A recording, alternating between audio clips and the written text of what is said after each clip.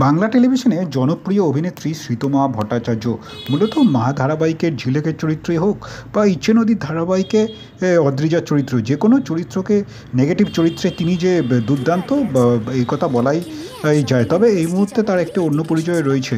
এই মুহূর্তে তিনি একজন জনপ্রতিনিধি, একজন কাউন্সিলর। সম্প্রতি তিনি হেনস্থার শিকার হয়েছেন এমনটাই খবর। এই মুহূর্তে কামারহাটি পুরসভার একটি ওয়ার্ডের কাউন্সিলর তিনি, আর সেখানেই নাকি চূড়ান্তভাবে হেনস্থার শিকার মুখে পড়তে হয়েছে এমন শোনা যাচ্ছে। যেটা জানা গিয়েছে, রবিবার সন্ধ্যায় ঘটনাটা ঘটেছে আগরপাড়া বিলন সমিতি ক্লাবের সামনে। অভিযোগ, এলাকার একাধিক দুষ্কৃতী শ্রীতমা ও তার সঙ্গীদের ওপর চড়াও হয়, অকথ্য ভাষায় কথা বলে তাদের।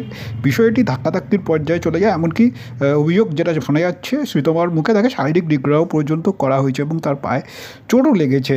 কামারহাটি পুরসভার মূলত 28 নম্বর ওয়ার্ডের কাউন্সিলর শ্রীতমা গত পুরভোটে এখান থেকে নির্বাচিত হয়েছেন জনপ্রতিনিধি কাউন্সিলর হিসেবে। মূলত এমন ঘটনার পরে তিনি চুপ থাকেননি, বেলগড়িয়া থানায় গিয়ে স্পষ্টত এই বিষয়ে অভিযোগকারীদের দুষ্কৃতীর বিরুদ্ধে অভিযোগ করেছেন।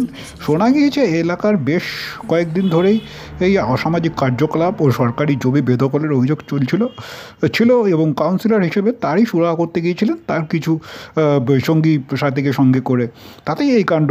এ বিষয়ে প্রতিক্রিয়া দিতে গিয়ে তারকা কাউন্সিলর স্পষ্টতই বলেছেন, অনেক সময় আমরা দেখতে পাচ্ছি অনেক পুকুর ভরাট হয়ে যাচ্ছে।